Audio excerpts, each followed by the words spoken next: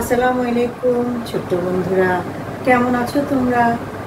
আশা করি নিশ্চয়ই ভালো আছো। আমিও আল্লাহর রহমতে ভালো আছি। আপন লেসন্সের পক্ষ থেকে আমি ফেরদৌসা শাহীন তোমাদের স্বাগত জানাচ্ছি। বন্ধুরা, আজ আমরা চমৎকার একটা বিষয়ের মধ্যে আরও চমৎকার একটা জিনিস শিখব।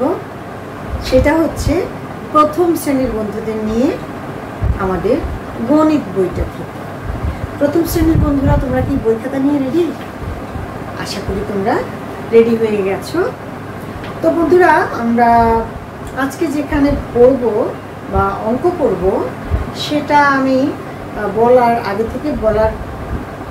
এখন বলার আগে আমি আরও কিছু আমি যে পাতাটা পড়াবো সেই পাতার আগেই দেখো কিছু আছে যেগুলো তোমরা পড়ে ফেলেছো। 11, 12, 13, 14 কথায় এবং সংখ্যায়, ঠিক আছে না? পড়েছো। এর আগেও আমরা এই যে 92 পৃষ্ঠায় আমরা দেখেছিলাম একদম 41 থেকে 100 পর্যন্ত। তার মানে তোমরা বানান করে পড়তে পারো অঙ্কে এবং কথায়। বানান করে মানে কথায়, আর অঙ্কে সংখ্যায়, কেমন? দুটাতেই তোমরা পারো। আগে থেকে তোমাদের ক্লাসগুলোতে হয়ে গেছে, পারো। মানে তোমরা অন্তত 100 পর্যন্ত কি পারো? 100 পর্যন্ত তোমাদের অনেকেই অঙ্কেও লিখতে পারো, বলতে পারো, পড়তে পারো। আবার কথায় মানে বানান করেও তোমরা পারো, তাই না? দেখা যাবে কতটুকু পারো, দেখা যাবে। আমি খুব সহজ কিছু অংশ নিলাম, মানে তোমরা আবার মনে করবা যে ম্যাডাম অনেকে তোমাদের মধ্যে কেউ আছে, হ্যাঁ, একটু বেশির দিকে গেলে 50, 60, 70-এর দিকে গেলে ভয় পায়, ছোট মানুষ তো। সেজন্য আমি অল্প কিছু নিয়েছি, খুব সহজ অঙ্ক এবং কথায় লেখা, যাতে তোমরা সহজে পারো এবং পরবর্তী ধাপগুলো যাতে তোমরা সহজে করতে পারো। দেখো, আমি এখানে নিয়েছি, এটা কত? 15, এটা 11, এটা 14, এটা 16, এটা 12, তারপর আছে এটা 17, এটা 13, এটা 20, এটা 18, এটা 19। মানে হচ্ছে আমরা 11 থেকে 20 পর্যন্ত এই সংখ্যাগুলো এলোমেলো করে আমি লিখেছি। অঙ্কে ও কথায় লেখা সংখ্যা দাগ টেনে মিল করি। তাহলে বুঝতে পেরেছো আমরা আজকে কি শিখবো? তোমরা তো অলরেডি শিখে গেছো, কিন্তু আসলে কতটা শিখেছো, তোমাদেরকে এলোমেলো করে দিলে তোমরা পারো কিনা এটা বোঝার জন্য এই ক্লাসটা। আমি 11 থেকে 20 পর্যন্ত এলোমেলো করে কথায় লিখেছি, আবার এলোমেলো করে কথায় তো লিখেছি, এলোমেলো করে সংখ্যায়ও লিখেছি। তো সেটা জানো কিনা সেটা বোঝানোর জন্যই আমার এই ক্লাসটা, যেটা হচ্ছে সংখ্যা অঙ্কে ও কথায় লেখা সংখ্যা দাগ টেনে মিল করি। আমরা দাগ টেনে মিল করবো। এখানে কত আছে? 15, এখানে আছে 16। 15-র সাথে 15 কোথায় আছে সেটা আমরা খুঁজে বের করবো। 16, 15, এই তো 15 পেয়ে গেছি। যখন আমি দাগ টেনে দিই, দেরি করবো না। 15-র সাথে আমি এই যে 15 মিলাইলাম, হয়ে গেল। তোমাদেরও হয়েছে, তাই না? আচ্ছা, এরপর 11, এরপরের সংখ্যাটা কত? 11। 11 কোথায় আছে? এই 16, 15 তো চলেই গেল, 12, এইটা 11 পেয়ে গেছি, এইটা 11। তাহলে 11-র সাথে এখানে আমি এইটাও টেনে দিলাম। এরপর আছে 14, 1 10 14। 14 কোথায় আছে?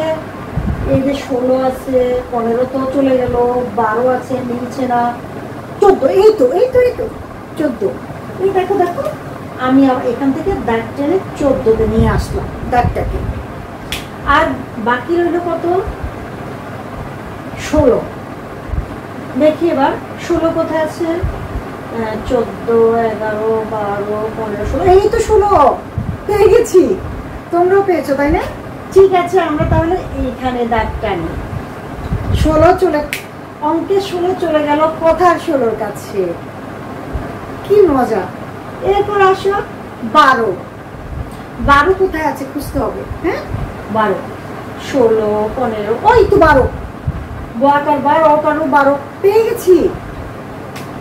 কি দারুণ ব্যাপার, এই যে পেয়ে গেছি, দাগ টেনে মিলিয়ে ফেলেছি। বাবা মিলিয়ে ফেলেছি, আমি একটা অংশ মিলিয়ে ফেলেছি। এবার আমি আসবো পরের অংশে। পরের অংশে দেখো আমি লিখেছি অঙ্কে 17, 13, 20, 18, 19। এরপরে আমি কথায় লিখেছি 13, 18, 17, 19, 20। আমাকে মেলাতে হবে, ধরো 17 থেকে আমি শুরু করবো। 1, 10, 7, 17, 17 কোথায় আছে? 13, 18, এই তো 17, এই তো পেয়ে গেছি। এই যে আমি এখন এখানে মিল করলাম, মিলিয়ে দিলাম 17, অঙ্কের 17কে কথার 17-এর সাথে মিলিয়ে দিলাম। এরপরে কত? 13 কোথায় আছে?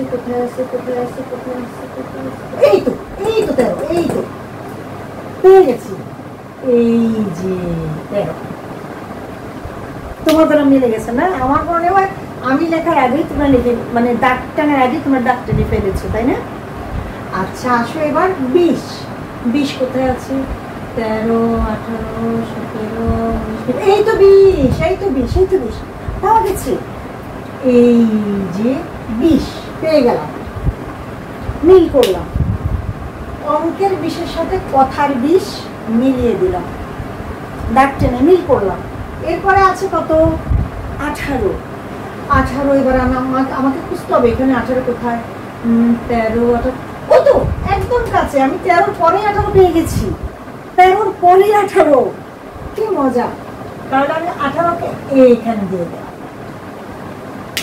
আমি কথা অঙ্কের 18-এর সাথে কথার 18 মিলিয়ে দিলাম। এরপরে আর বাকি আছে 19।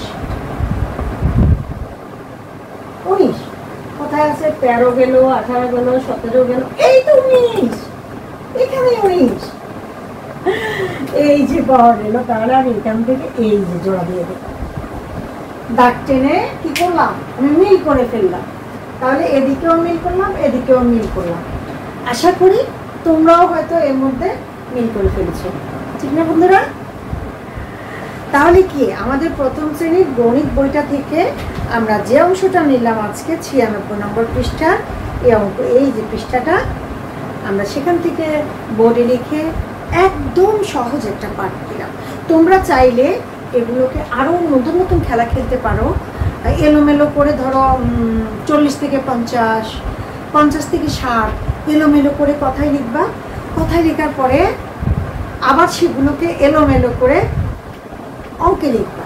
মানে আগে অঙ্কে লিখবা, পরে কথায় লিখবা, অথবা আগে কথায় লিখবা, পরে অঙ্কে লিখবা। লেখার পরে তোমরা নিজেরা দাগ টেনে কি করবা? দাগ টেনে কি করবা? মিল করবা এখানকার মতো।